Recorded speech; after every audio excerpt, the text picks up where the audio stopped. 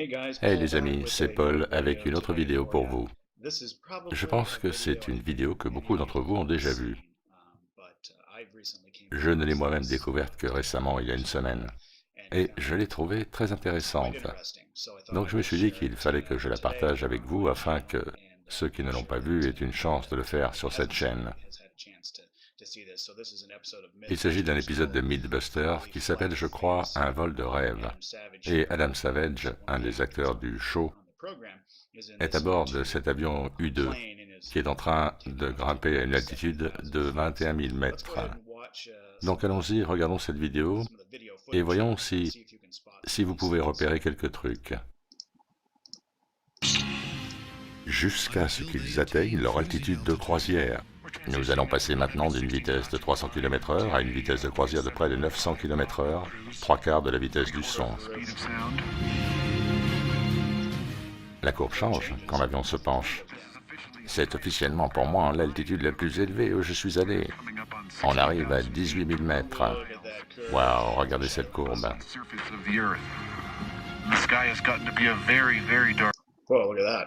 Waouh, regardez ça. La caméra qui fait face à Adam est parfaitement à niveau avec l'horizon. Elle pointe juste sur l'horizon. Et si c'est une lentille fisheye, je ne sais pas si vous le savez, mais si vous la pointez sur votre cible, en l'occurrence son visage, et que celle-ci est alignée sur l'horizon, il n'y aura pas de distorsion. Donc sous cet angle, on constate que l'horizon est plat.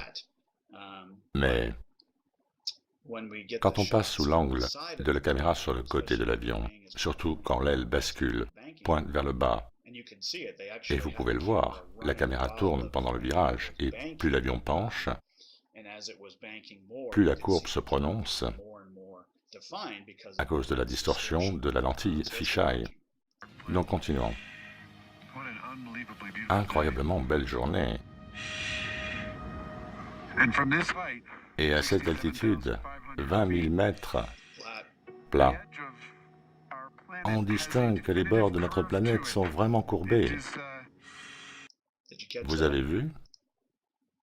Bon, sous cet angle, vous voyez l'aile de l'avion pointée vers le bas, sous l'horizon. Il penche clairement. Et on peut voir la distorsion créée par la lentille dans le haut de l'image. Mais quand il passe à l'autre caméra, à l'intérieur de l'avion, où est la courbe? Bien, il n'y a pas de distorsion. Donc on est à 20 000 mètres d'altitude à cet instant de la vidéo. Et la caméra, qui pointe sur l'horizon, qui est à niveau avec l'horizon, en termes de perspective et d'angle, ne montre pas de distorsion. C'est plat.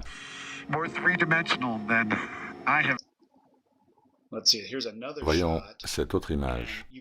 Et là, on peut voir une courbe, à cause de l'effet de distorsion de la lentille comme on l'a déjà vu. Mais une courbe moins prononcée que la précédente, ce qui laisse supposer que sur ce plan, la lentille fisheye ne pointe pas autant vers le bas. Ok, bon là, on est à 21 000 mètres, au maximum de leur altitude. Vous pouvez voir la distorsion, évidemment, l'aile pointant vers le bas, sous l'horizon. La distorsion se produit dans le haut de l'image. Les y voilà, mesdames et messieurs, 21 000 mètres. Quelle altitude, Adam? 21 000 mètres. 21 000 mètres. Ah, ok, revenons à ton visage. Et où est la courbe derrière toi, Adam? Peut-être qu'elle est juste sur le côté, peut-être qu'en fait on vit sur un tube. On ne voit la courbe que sous certains angles. C'est pas une sphère, non? Plus comme un rouleau de papier toilette, non? On a la courbe sous certains angles, d'une certaine perspective. Mais si vous changez de 90 degrés, ça devient plat. Ouais, ça a du sens, non? Mesdames et messieurs, 21 000 mètres. Ça, c'est mon plan favori. Regardez bien au moment où l'avion penche un peu plus. La courbe s'accentue de plus en plus. Clairement, un effet fisheye. Et si vous ne pouvez pas l'accepter, alors Je ne peux rien vous dire de plus. 1,000 feet.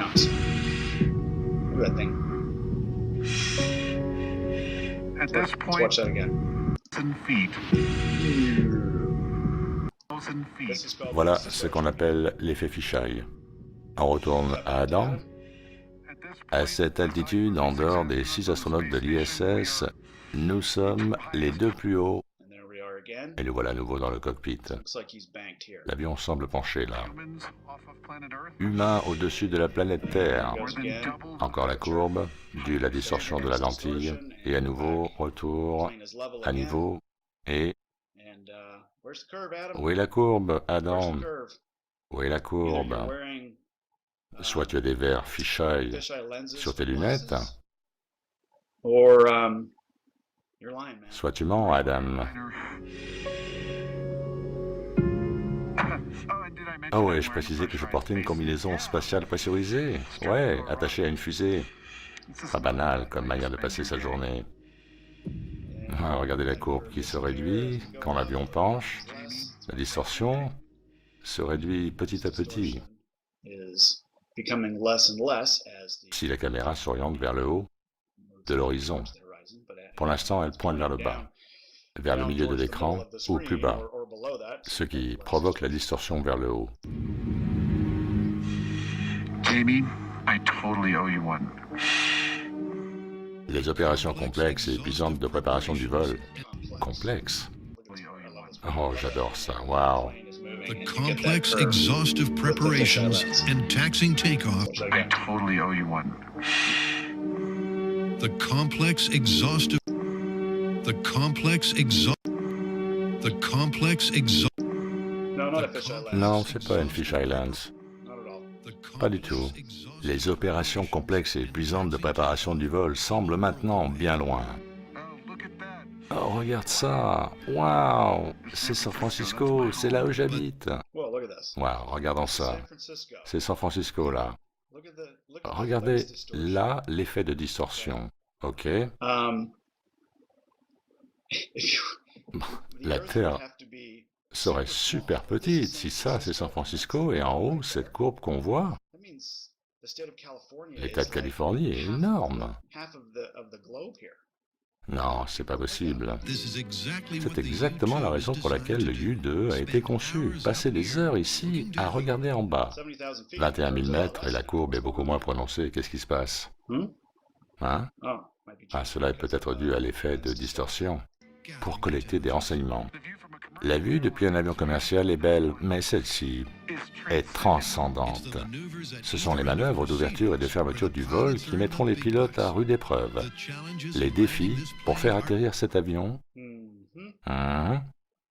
Je ne vois pas la même courbe due à l'effet de distorsion que celle que je vois sur le côté de l'avion. Sont uniques. Et Adam est sur le point de s'en rendre compte. Nous y revoilà. La baie de San Francisco, ouais, l'État de Californie, énorme. Ça me rappelle la vidéo de Félix Baumgartner, où il saute au-dessus du Nouveau-Mexique. Nous, on a Adam, qui s'amuse dans un avion U-2 au-dessus de la planète Californie. Bon, accroche-toi, on atterrit après cette page de pub. Voilà les amis, j'ai pensé que c'était marrant. Et si vous ne percevez pas toute cette tromperie, tous ces mensonges, et le renforcement constant de l'idée que nous vivons sur un globe, bien, il n'y a probablement pas grand-chose que je puisse faire pour vous aider. Je pense que toute personne capable de regarder cette vidéo sans vue biaisée, en la comparant image après image, et en comprenant le fonctionnement de la lentille fisheye, visualisant quand même quelque chose d'évident, cette vue de la caméra qui pointe vers l'arrière de l'avion, ne peut pas ignorer que l'horizon que l'on voit est absolument plat, et qu'on ne voit la courbe que sur le côté, alors que cela devrait coïncider. Quoi qu'il en soit, merci de votre attention, et à très bientôt. Busting that myth.